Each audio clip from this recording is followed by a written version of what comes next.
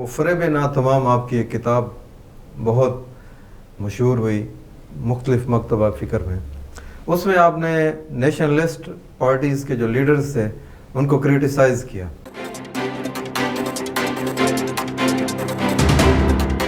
بات یہ ہے کہ اس میں کوئی شک نہیں کہ ذوالفقار علی بھٹو جو ہے نا وہ تو ووٹ کے بل بوتے پہ اوپر آیا تھا، لیکن ذہناً وہ ڈیموکریٹس نہیں تھا، اور اس کی کے خلاف جو ہے نا نیشنل عوامی پارٹی نے، جس میں لیفٹ بھی شامل تھے اور نیشنلسٹ بھی شامل تھے، ان دونوں نے محاذ بنایا. اس میں ایک لیڈر جو تھا وہ بیزنجو تھا. اب بیزنجو میرے خیال میں پاکستان میں سب سے فار سائٹڈ لیڈر میرے خیال میں بیزنجو تھا، ایک مدبر آدمی تھا. اس نے اس کی مخالفت کی، لیکن سارے بیزنجو لیکن سارے لوگ جو ہے نا وہ اس طرف ہو گئے، تو وہ سٹرگل شروع ہوئی اور ہمیں ادھر بھجوایا گیا کابل. میرے خیال میں سب سے بڑی حماقت تھی.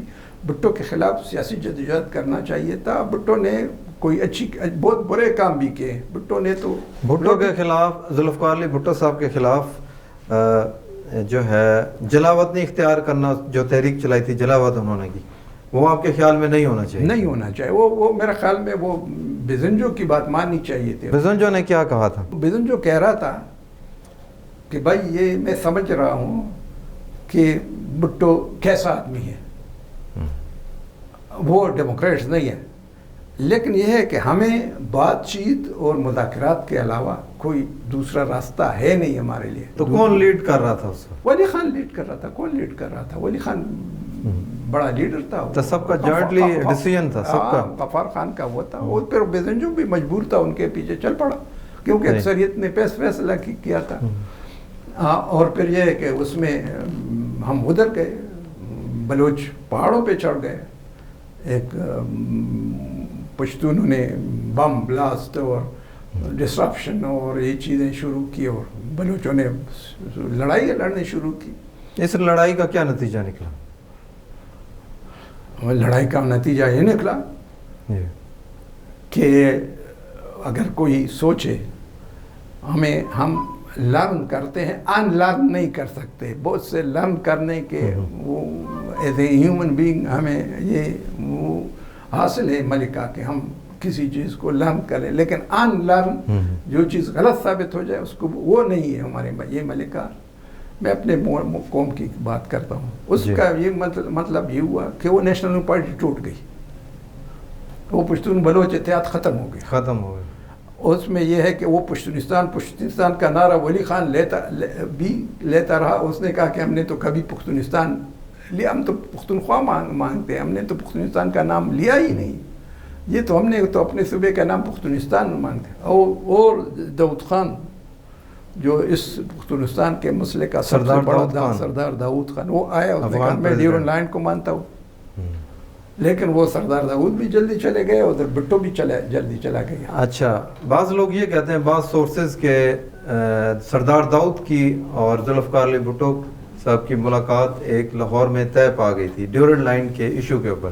وہ داؤد خان جب آیا تو اس نے کہا کہ میں ڈیورن کو بھی مانتا ہوں، پاکستان، ایران اور افغانستان کی فیڈریشن کو بھی مانتا ہوں، لیکن مجھے کچھ وقت چاہیے، کیونکہ میرے ارد گرد جو ہے نا کمیونسٹ ہیں، میں ان کو کا تصفیہ کروں، نکالوں ان کو.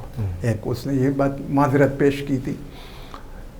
وہی ہوا کہ اس سے پہلے کہ یہ ساری باتیں نتیجہ تک پہنچ جاتی، بھٹو کا تختہ الٹا گیا. اچھا، وقت تو ختم ہو گیا، ضیاء اللہ کا گیا.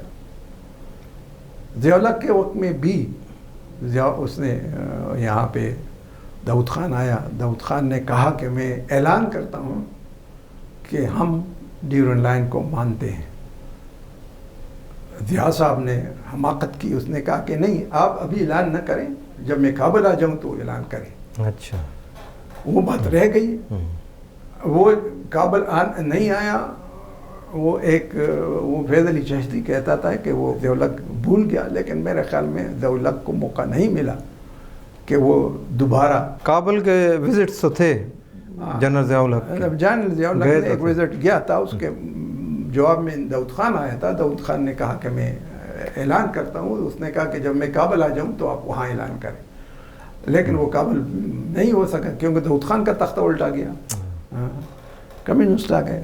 اور یہ مسئلہ اگر آپ کوئی بھی اس مسئلے پہ سیر حاصل نہ بحث ہوئی ہے نہ کسی نے لکھا ہے, لیکن میرا اپنا اندازہ یہ ہے جس طرح مجھے ایک افغان وہ سیاسی شخصیت تھے واسفی صاحب, واسفی تو بہت ہو گئے ہیں, واسفی صاحب نے مجھے کہا کہ ہم تو افغانستان کا وہ کر رہے تھے کہ ہم تو آپ کی تیل میں جل رہے ہیں. اس نے کہا یہ بات میں نے ولی خان سے کی, تو ولی خان نے کہا کہ ہم آپ کی پاکستانیوں کے تیل میں جل رہے ہیں. ولی خان نے کہا ہم پاکستانی کیسے بن گئے؟ اس نے کہا تم پاکستانی نہیں ہو. نواز شریف نے اعلان کیا کہ میں نے افغان آرمی کو ختم کر دیا, تو اس کیبنٹ میں آپ کے لوگ بھی بیٹھے تھے, آپ ایک ہی حکومت میں تھے,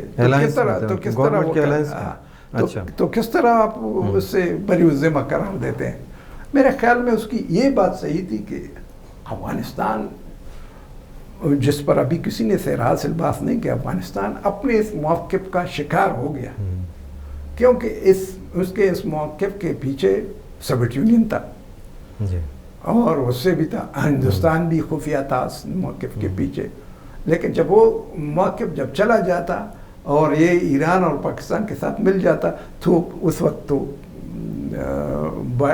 دو قطب تھے, دو طاقتیں تھے, تو یہ آٹومیٹکلی امریکی اس میں چلا جاتا تھا. جو وہ نہیں چاہتے تھے وہ بھی افغانستان کو یوز کرتے تھے, دونوں یوز کرتے, ابھی تک یوز کرتے ہیں. یہ تو کلیئر ہو گیا کنسیپٹ آپ نے بتایا جس طریقے سے.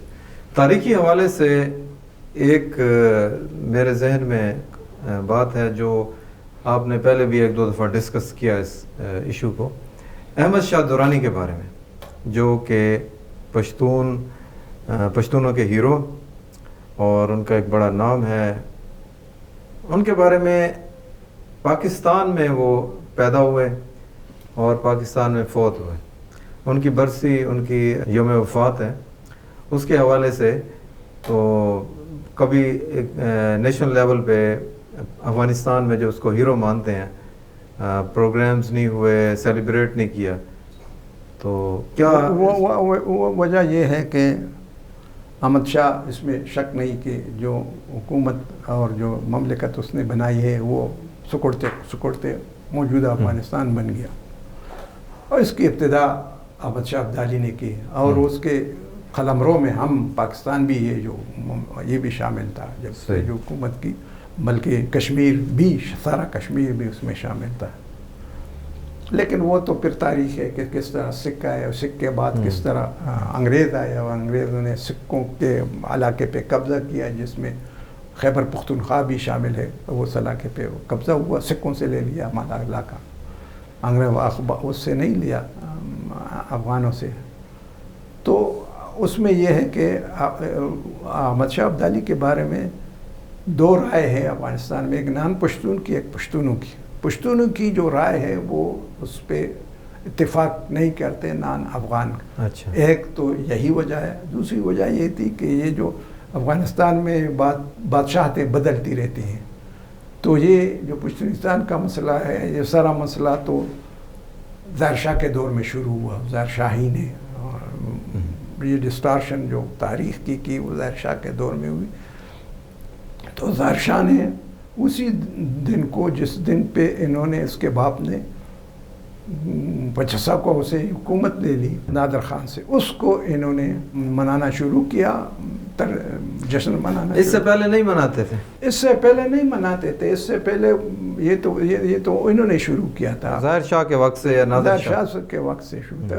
اس سے پہلے تو 9 مہینے حکومت تھی 50 کیا کی. اس کے سے پہلے امان اللہ خان تھا. امان اللہ خان, غازی امان اللہ کے دور میں امیر یعقوب علی خان, امیر شیر علی خان, اور اس سے پہلے امیر دوست محمد خان, اور جو بھی تھے ان کے دور میں بھی نہیں تھا اس طرح. نہیں, اس کے دور میں تو امیر عبد الرحمن خان سے پہلے کے دور تو اس میں یہ ہے کہ اس میں یا افغانستان کا جغرافیہ ایک ہی نہیں تھا, اس میں کبھی ہرات پہ قابض ہو جاتا، کبھی جس کو شہزادہ جنگی کہتے، شہزادہ جنگی ہوتی تھی، کندھار قبضہ کر لیتا، کوئی اس پہ قبضہ کر لیتا تھا.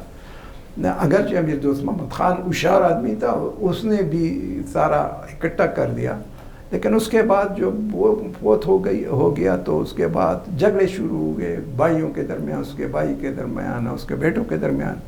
آخر میں امیر شیر علی خان آ گیا. امیر شیر علی خان بھی آدمی تھا فارورڈ. تو انہوں نے کسی نے احمد شاہ درانی کے اوپر نہیں کسی کبھی بھی نہیں وہ ان کا احمد شاہ درانی کوئی دن نہیں منایا؟ اس لیے نہیں منایا کہ احمد شاہ درانی کا سلسلہ تو اس وقت ختم، وہ تو سدوزئی تھا، یعنی پوپلزئی تھا.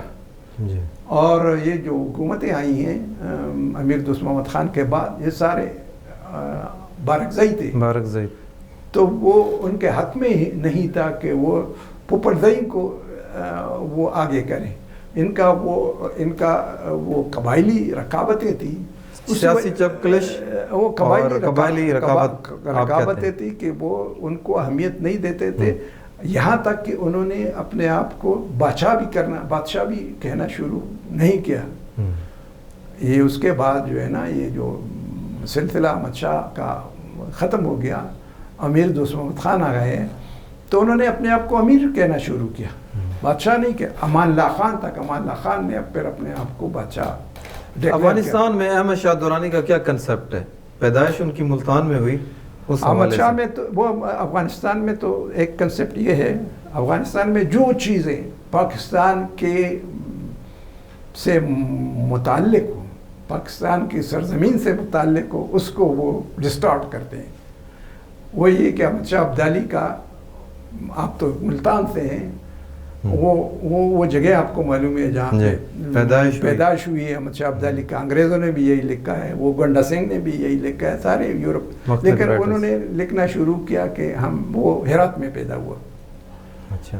انہوں نے تعویلات پیش کی. کتنے رائٹرز متفق ہیں کہ احمد شاہ درانی افغانستان کے شہر ہرات میں پیدا ہوا؟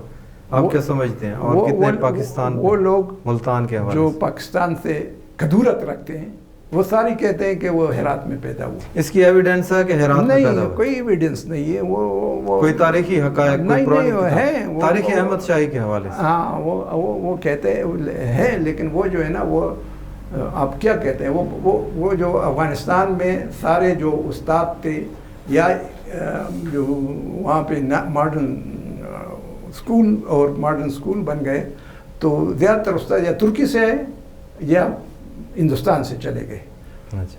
لیکن وہ جو یہاں سے چلے گئے وہ سارے سرزمین پاکستان سے چلے گئے تھے، گجرات سے چلے گئے تھے، جس طرح جلال پور جٹا پاکستان سے گئے افغانستان میں. ہاں، لیکن پاکستان اس وقت نہیں تھا. لیکن وہ ان کو پاکستانی نہیں سمجھتے، موجودہ پاکستان سے وہ ان کو پاکستانی نہیں سمجھتے. ان کو وہ استادائی ہندی استاذ کی، کیونکہ پاکستان کا نام ان کو برا لگتا ہے، وہ اس کا نام نہیں لیتے.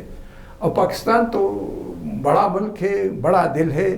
پاکستان تو کبھی نہیں کہتا کہ بھئی احمد شاہ ابدالی پنجابی ہے، پنجاب میں پیدا ہوا، یا احمد شاہ ابدالی وہ ہے ملتانی ہے، ملتان میں پیدا ہوا. پاکستان تو یہ نہیں کہتا. ملتانی کون کہتے ہیں؟ ملتانی تو وہ نہیں کہتے، کوئی بھی نہیں کہتا اس کو. احمد شاہ ملتانی نہیں، کوئی بھی نہیں. ہم کہتے ہیں کہ وہ ملتان کا پیدا ہوا. جس طرح وہ کہتے ہیں مولانا جلال الدین رومی کو کہتے ہیں بلخی، جلال الدین بلخی، صرف بلخ میں پیدا ہوا. اس نے شعر و شاعری زیادہ تر ترکی میں کی، اور ایرانی کہتے ہیں کہ اس نے جو کہ فارسی میں کی، اس لیے وہ ہمارا ہیرو ہے. افغانستان کہتا ہے وہ ہمارا ہیرو ہے، لیکن وہ اصل میں ترکی کا ہیرو کی بات آپ نے کی. تو احمد شاہ درانی افغانستان کا اور پاکستان میں مشترکہ ہیرو رہے ہیں. ٹھیک ہے. انڈیا تک فتوحات کی، پانی پت کے میدان میں بہت لمبی ہسٹری ہے. تو ان کو سیلیبریٹ کیوں نہیں کیا جاتا، ان کے کارناموں کو، ان کی جو ایفرٹس تھیں افغانستان میں؟ کوئی نیشنل لیول پہ آج تک کوئی کانفرنس نہیں ہوئی. چھوٹے چھوٹے لیولز پہ کوئی سدوزئی فیملی کے لوگ اس طرح کے پروگرامز کرتے ہیں ان کی یاد میں، لیکن نیشنل لیول پہ حکومتی سطح پہ کچھ نہیں ہوا. اس کی کیا وجہ؟ وجہ تو میں نے آپ کو بتا دی تھی. ایک ٹرائبل وجہ ہے کہ وہ اس کے بعد وہ اس وقت تھی امیر دوست محمد کے دور میں، جب امیر دوست محمد کا وہ تھا بارکزئی. آج کل کے حوالے سے اب وہ سارے آخر تک وہ بارکزئی حکومت رہی، داؤد خان تک وہ بارکزئی کی حکومت رہی. وہ نہیں چاہتے تھے کہ آج کل تو بارک سے حکومت نہیں، اب تو وہ نام لیتے ہیں لیکن نان پشتون نہیں مانتے.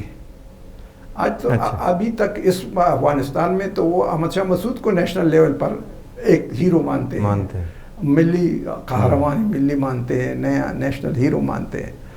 احمد شاہ عبدالی کا وہ ذکر نہیں کر، کتابوں میں کرتے ہیں، پشتون اس کے پیچھے پڑے ہیں، لیکن وہ افغانستان تو پشتونوں کی ریاست نہیں ہے نا، یہ تو غلط ہے. وہ پشتون تو وہ بھی پشتون ادھر کتنے پرسنٹ ہے آپ کے حساب سے؟ یہ وہاں پہ کوئی سینسس مردم شماری ابھی تک نہیں ہوئی ہے. کہ جو پہلے مردم شماری ہوئی، پہلے جب ظاہر شاہ تھے اس وقت تو لوگ 55%، 60% تک لے جاتے ہیں. اب جو ہے نا 38%، 40%، 42% لوگ کہتے ہیں پشتونوں کی اکثریت. اب جو جمہوریت آئی ہے تو اس جمہوریت میں پشتونوں کی حیثیت وہ نہیں رہی جو پہلے پشتون. لیکن افغان پریزیڈنٹ تو ہمیشہ پشتون آتا ہے. وہ اس لیے پشتون دوسروں کو مانتے نہیں ہے، تاریخی طور پر یہ آیا ہے. پشتون سمجھتے ہیں کہ یہ ہمارا حق ہے کہ ہم رول کریں.